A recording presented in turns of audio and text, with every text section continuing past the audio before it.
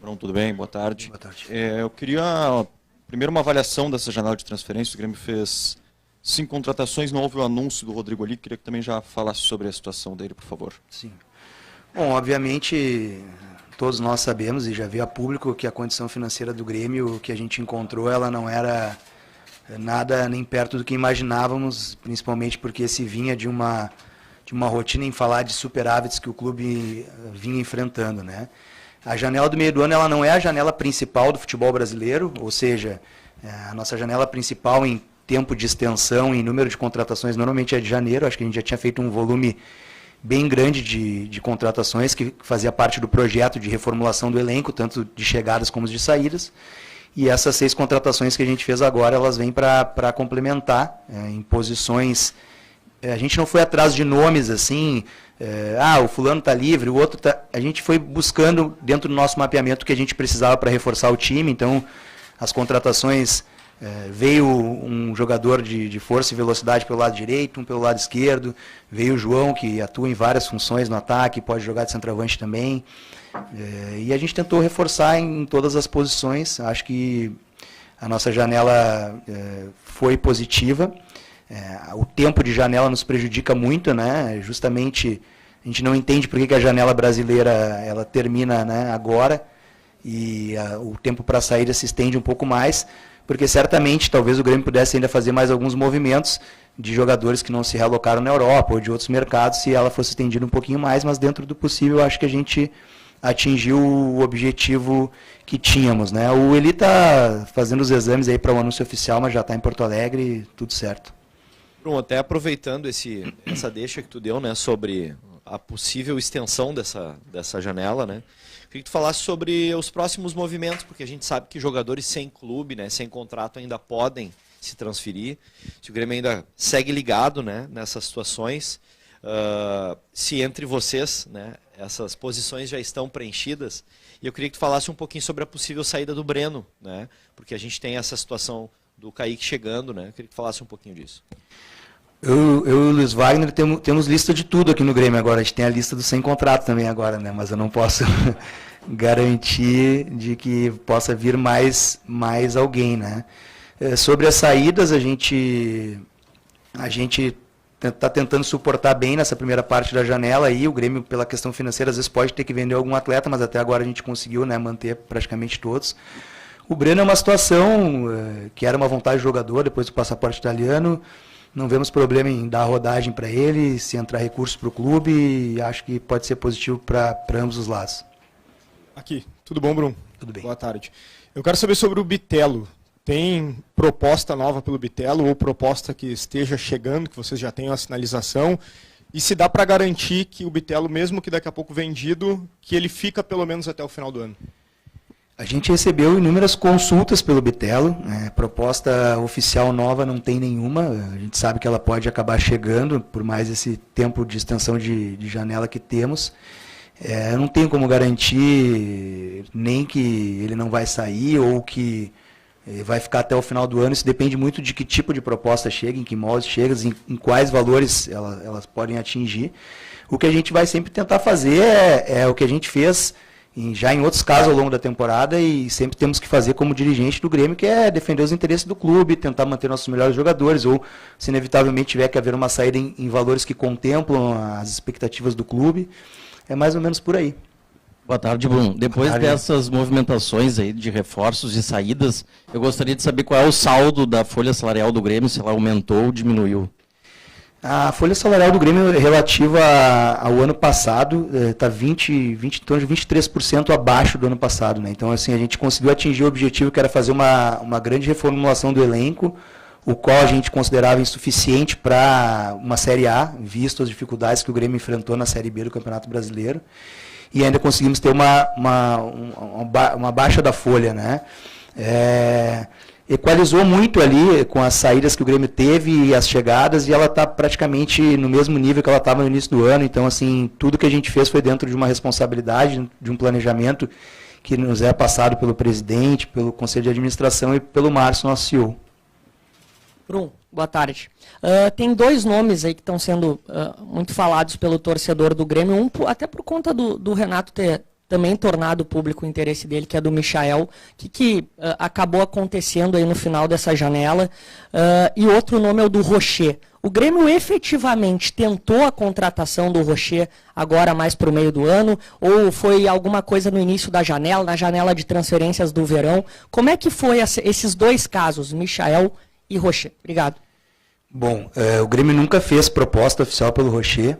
O Rocher era um nome que no início do ano estava no nosso monitoramento, como vários outros que não vieram a público. E quando a gente contratou o Soares, pelo fato dele ser o 5º estrangeiro, a gente não fez mais nenhum movimento buscando jogadores estrangeiros. Quando a regra mudou, a gente estava precisando reforçar o ataque, então nunca mais se falou no assunto Rocher, e até eu sei que se tentou criar uma narrativa, né, de que o Inter, né, contratou o jogador que o Grêmio estava tentando contratar. O Grêmio nunca fez proposta oficial por ele, e me arrisco a dizer que pelos valores que ele veio para o Inter, eu não traria ele para o Grêmio. Tá? Sobre o Michael, a escassez de pontas no mercado, que foi uma dificuldade que encontramos, fez a gente não conseguir contratar o Michael. O Al Hilal fez um esforço muito grande para manter o jogador, que passou inclusive por reajuste de salário dele. Ele está ganhando mais agora do que ele estava ganhando ao final da temporada. Infelizmente foge dos valores que o Grêmio pode praticar, né? Apesar da vontade do jogador de atuar com o Renato, nossa vontade de tê-lo aqui, ficou algo que não tinha como, né? A gente tentou inúmeras conversas, tentou no início do ano também, e infelizmente não foi possível. Quem sabe num outro momento.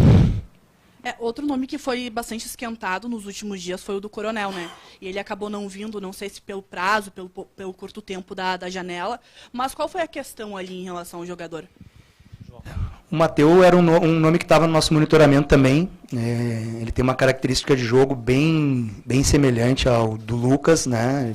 Um atacante de 1 contra 1, velocidade, com preferência pelo lado esquerdo do campo.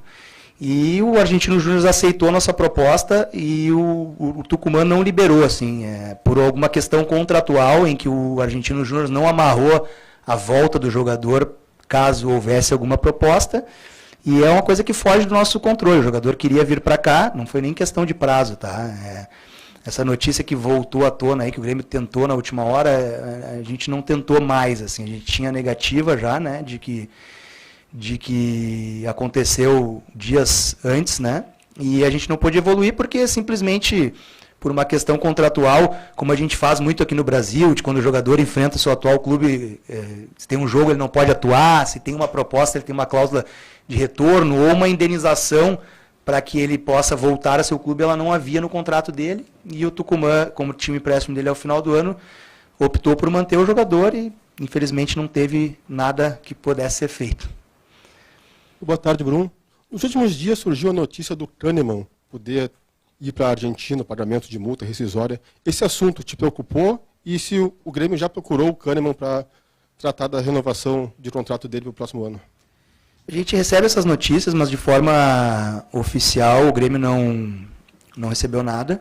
E a gente mantém conversas com o Kahneman no dia a dia e a gente tem intenção de manter o Kahneman para o ano que vem. Então, a princípio, isso é uma coisa que a gente ficou de conversar após o fechamento da janela, né? Até porque a gente quer que o jogador permaneça, acredita que ele também quer permanecer, mas também, né, contratualmente, se aparecer alguma proposta para ele, mundo árabe, algo assim que seja irrecusável, como tem acontecido para alguns jogadores, a gente também tem que conversar com ele, né? Então a gente ficou ao término dessa janela conversar para tratar dos próximos capítulos, mas a gente tem sim intenção de manter o Kahneman no Grêmio. Bruno, boa tarde. Tu disse que a fotografia do Grêmio da Série B seria insuficiente para a Série A, e por isso vocês realizaram 19 contratações, agregaram 19 jogadores ao elenco. Alguns vieram sem custos, alguns vocês pagaram, e em contrapartida, em relação a vendas, vocês não fizeram nenhuma grande venda até o momento. O Grêmio vai precisar fazer alguma grande venda até o final do ano para suportar esse restante de temporada? Em algum momento o Grêmio vai ter que fazer uma grande venda, né? Mas eu não posso te garantir se ela vai acontecer agora ou vai acontecer no final do ano. Isso depende muito de propostas que chegarem e dos próximos passos que o mercado vai oferecer. A gente tem que ser responsável e defender os interesses do clube e não queimar um ativo por questão financeira, né? Então, assim, a gente precisa entender bem esses movimentos. Em algum momento vai precisar vender, mas não sei se necessariamente nessa janela agora ou ao final da temporada. Bruno, boa tarde. A gente viu o Grêmio se movimentando principalmente no final da janela, né? 4 contratações no último dia, no fechamento. Qual o motivo da demora do anúncio, do fechamento com os jogadores? Tinha outros jogadores no plano, como plano A, esses eram plano B? Ou era negociação mesmo? Qual o motivo? O que aconteceu?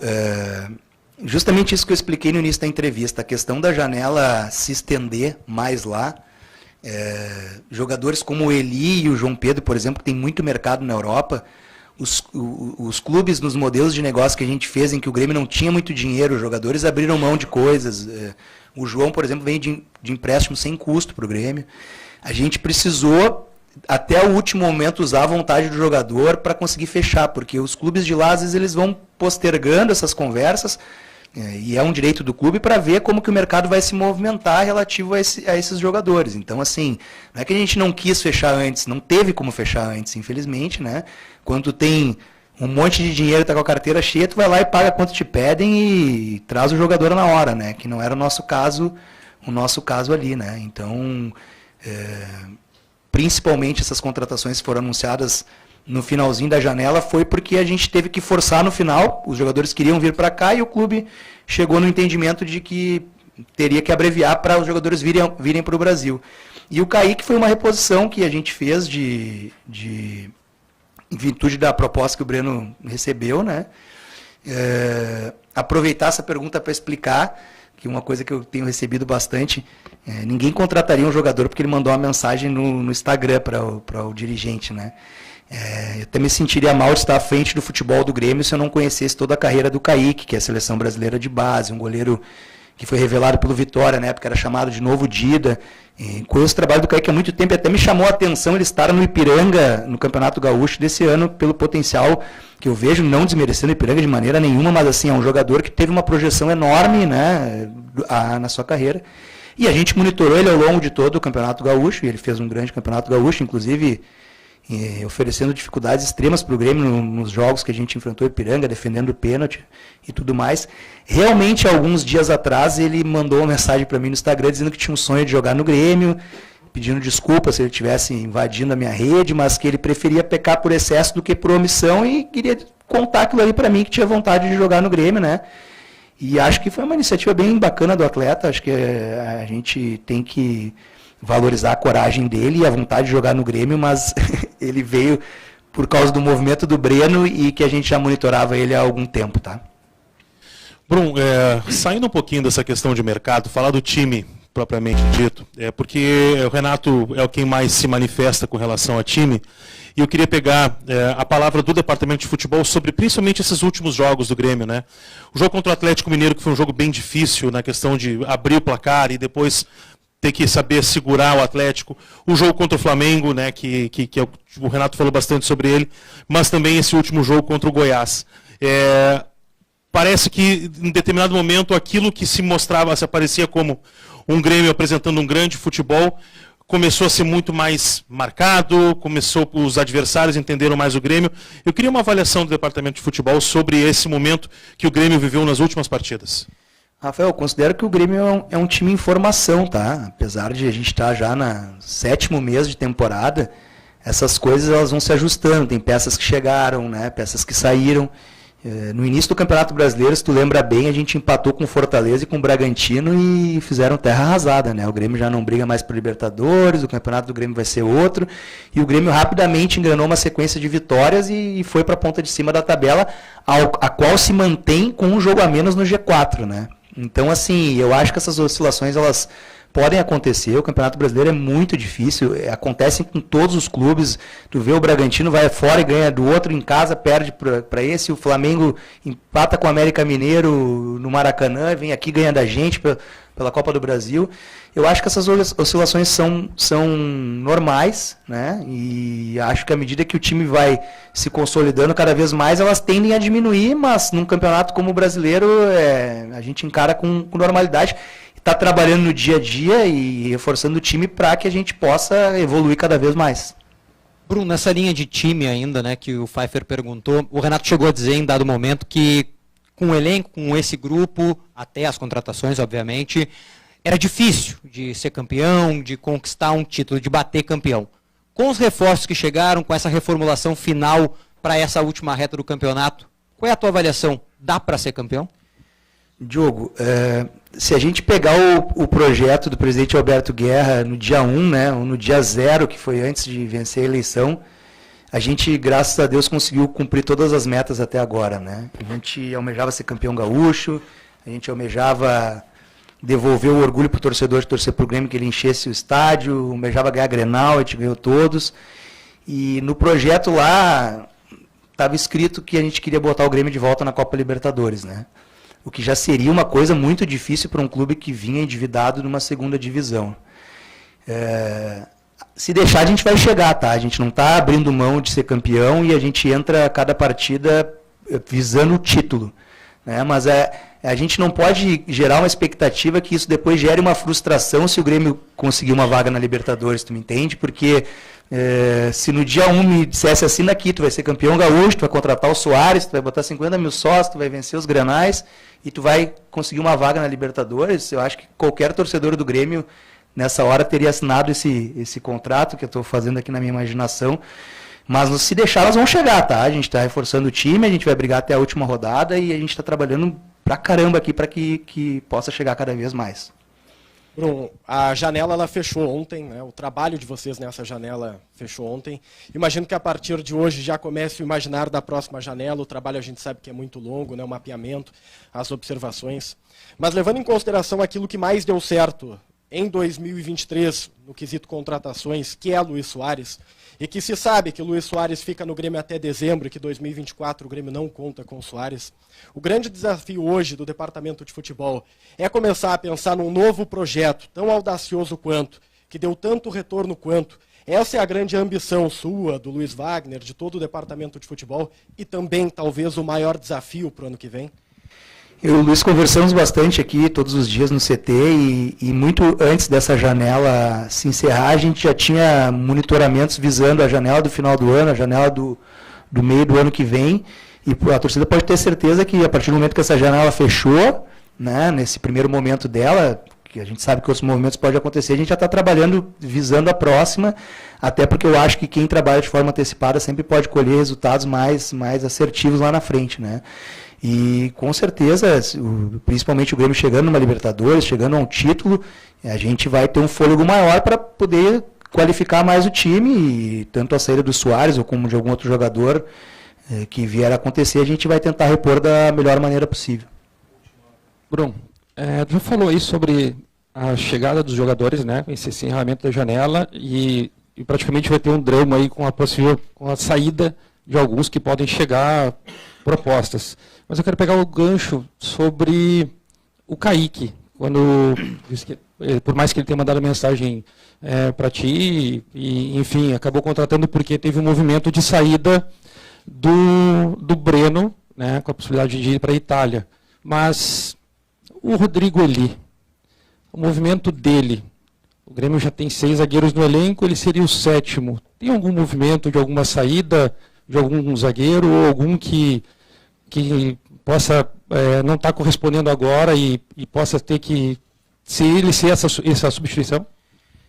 O Grêmio tem 6 zagueiros no elenco, mas 2 zagueiros bem jovens e um zagueiro que é o Jeromel, que está no departamento médico em fase final de recuperação, né?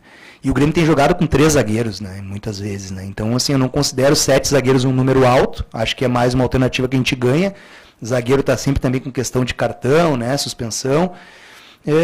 A vinda dele não é visando nenhuma saída. A vida dele é porque é um atleta que a gente considera extremamente qualificado, é um atleta identificado com o Grêmio, que fez questão de voltar aqui, e a gente não podia perder essa oportunidade, né? A gente tem interesse no atleta pela qualidade dele, ele tem interesse em estar aqui no Grêmio, que é a sua casa, onde ele foi revelado, e acho que foi o casamento perfeito para esse retorno.